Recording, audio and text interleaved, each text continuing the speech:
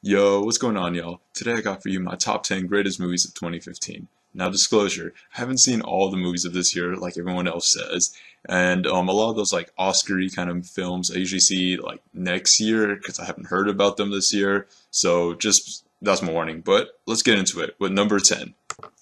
Spy. Spy was a really fun action comedy movie that had great performances from Melissa McCarthy and Jason Statham and all the supporting cast. Now, what it did was it took a fun kind of twist on the spy genre and, used that kind of Melissa McCarthy-esque humor and just made it refreshing and a lot of fun and a really enjoyable experience. Now, the humor comes in several forms. It wasn't just kind of the physical humor, but a lot of the dialogue and a lot of what they're saying is really funny. Jason Statham, every time he shows up in the film, is always going to be hilarious. Overall, it was just a really funny movie, and surprisingly, the action was fairly well choreographed in a comedic way, with a lot of the fights using a lot of like silly props, but still being choreographed well. And overall, I just have to say that's probably one of my favorite comedy films of 2015.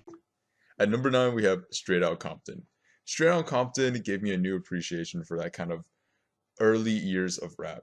It gave you the backstory of NWA and how they were formed, and it just does it in such a clean way, and it keeps it entertaining while giving kind of a low-key kind of social commentary on the era with a lot of issues that you do see that are still relevant today. A lot of the issues with police brutality and just a lot of the kind of like hints of freedom of press and everything.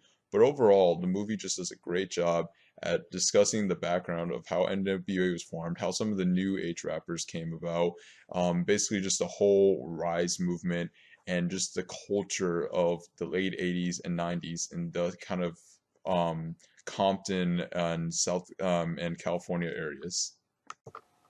At number 8, we got Ant-Man. Now, a lot of people initially hated on Ant-Man. They saw the trailers, and a general public audience was like, this movie's gonna be lame. I know all my friends and everything, they're all like, yeah, that looks terrible. But I gave it a chance because, I thought Ant-Man was a cool character in the cartoons and a little bit of comics and stuff like that. Like, he seems cool, he seems like a cool character. And, they have Paul Rudd acting as him. So, it should be a fun movie.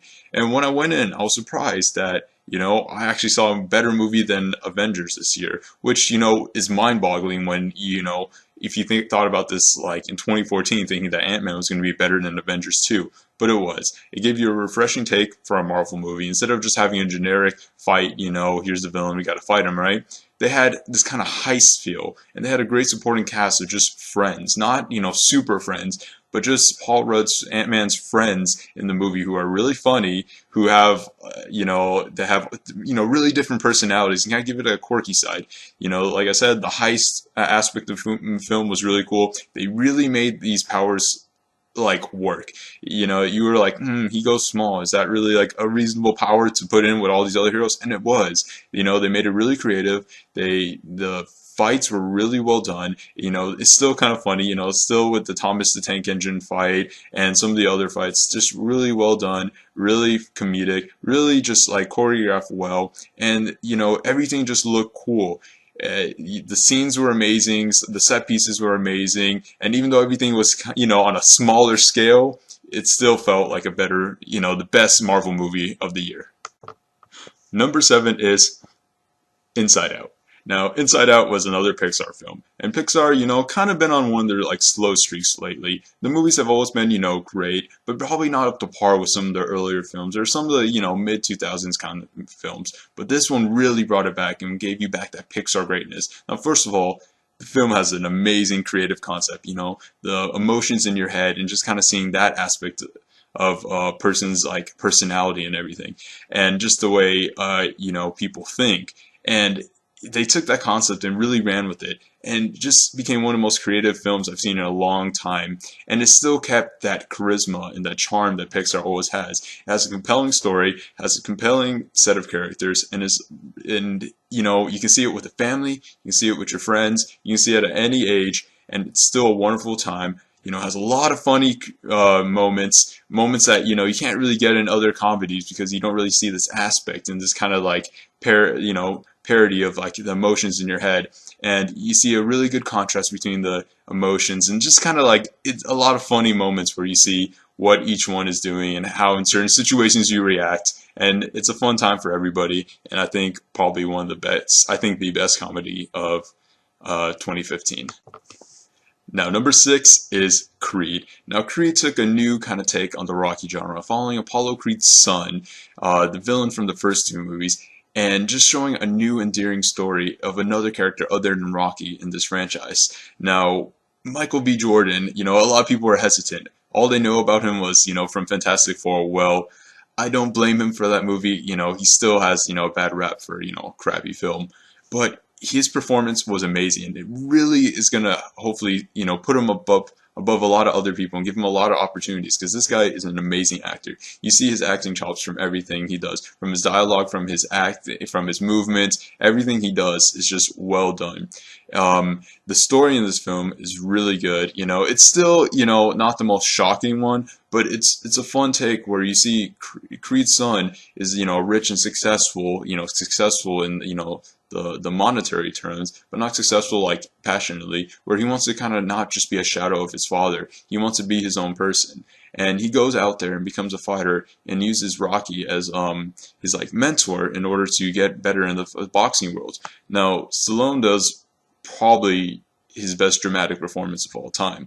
He is the supporting character, but Jesus, does he do a good job? We all know him as this action star, really fun, fighting, everything, and he's great at that, and he does a good job at that. But now you can see that he actually has some of those acting skills where he can get, he can hit at your heartstrings, and he can really hone in on some of like the emotional moments. But overall, the film, had some great fighting. A lot of fighting, which I have to, commemorate, was that it was well choreographed and it didn't look too, movie-like. It wasn't like, oh, I'm waiting for your punch, now I'm waiting for your punch, now he goes down, just for the sake of the film being, cool and like, oh yeah, back and forth, back and forth. No, the fights looked pretty legit, you really enjoy them. You never really feel like it's one-sided unless the film wants you to, you still feel it's a film. And overall, just these new characters that are great, a great supporting cast, a story that really compels you, and some of the most genuine dialogue I've heard. You don't feel like it's written from a script. You feel like these people are really out there, really in Philadelphia, really in LA, just talking to their friends, or just, using the kind of like, slang and everything that they use. It just feels real. I think it was well directed, and, I was really surprised by the film, but I really hope they keep on with this Creed franchise and, hopefully becomes the next Rocky franchise, minus like kind of the crappy sequels at points. At number 5 is The Hateful Eight. I'm sorry for not putting it at number 8, but I thought it was a little bit better than the 8th spot. But geez, Hateful Eight, you know what you're going into. It's a Tarantino film, and this might be one of his most Tarantino-esque films ever. And I'm not just talking about like there's blood and gore, just the dialogue. Let you be warned, I don't want, it's really hard to explain this without giving any spoilers, but, it's a 3-hour film, and I'm going to say 95% of it's dialogue. But the thing is, you don't get bored of that dialogue. Somehow he's able to wrap around a movie that's longer than, Star Wars, or longer than, a lot of the Lord of the Rings, right? But keep it interesting just through the words that they're saying.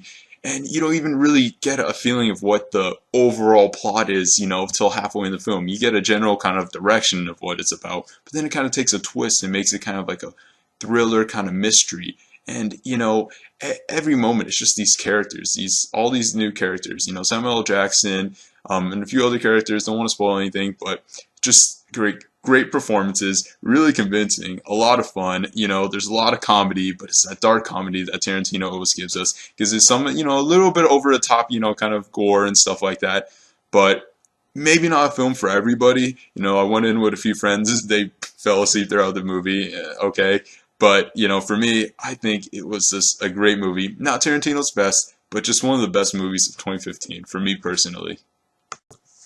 And number 4 is Mad Max. Number 4? Mad Max is only number 4, but it was the best film in decades. It was the best one, had the best action. What are you doing, man? I'm gonna kill you.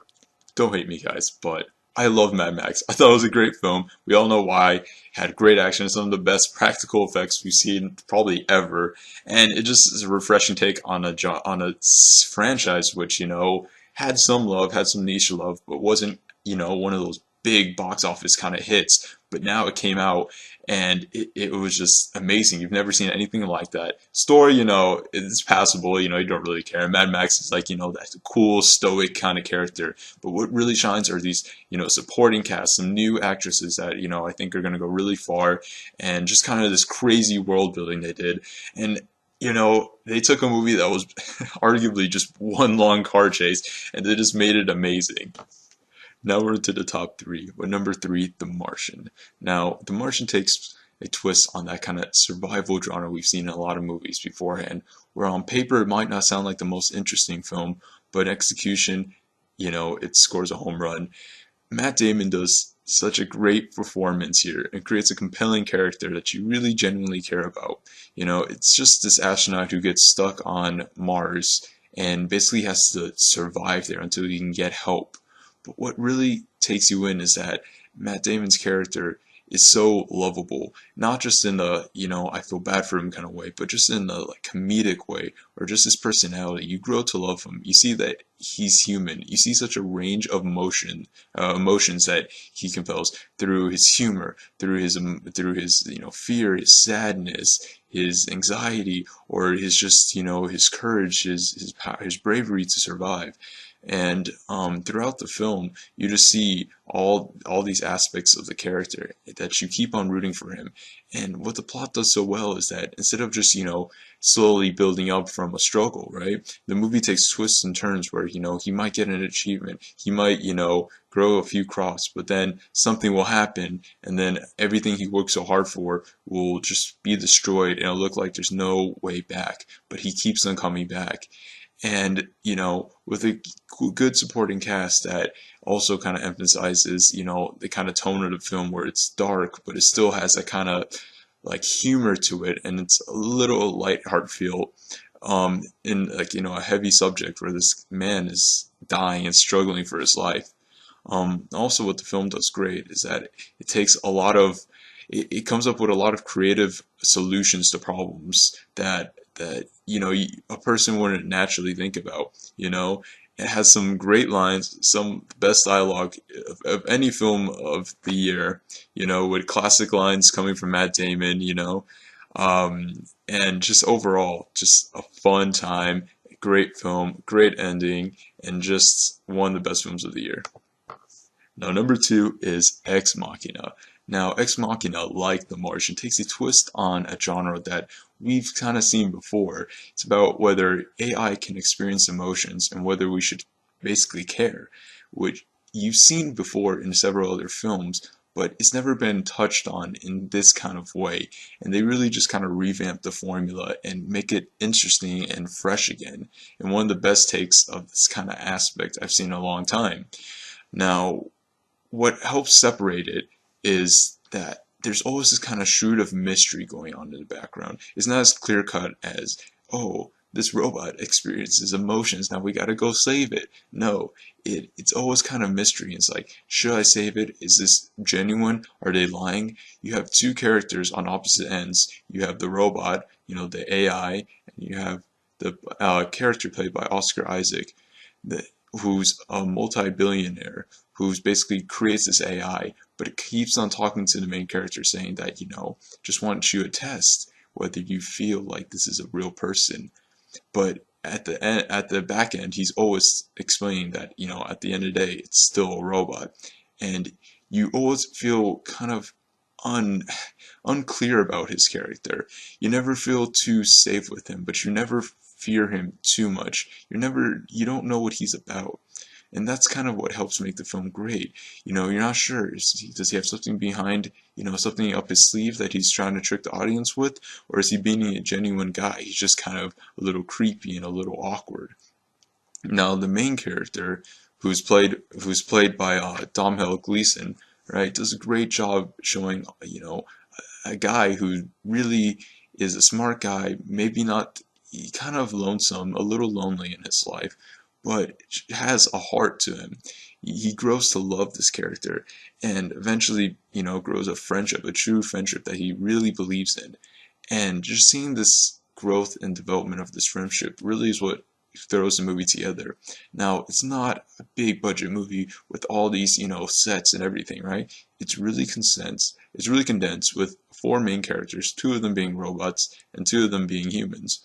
And what it does so well is it just takes daily vlogs, it's conversations between a man and the AI, and just kind of grows both characters in a way that you haven't seen before in the AI genre. Now, without spoiling too much, a lot of the fun comes from a lot of the twists that happen in the plot, and the plot's not as straightforward as you would think in these kind of films. With a great ending to this movie, with really unexpected twists and turns, and just great performances that you feel genuine, and genuine performances that capture all the emotions from a human, but also captures a side to the AIs where you begin to feel for them, but you're still a little hesitant not to you're still a little hesitant about how you feel with them.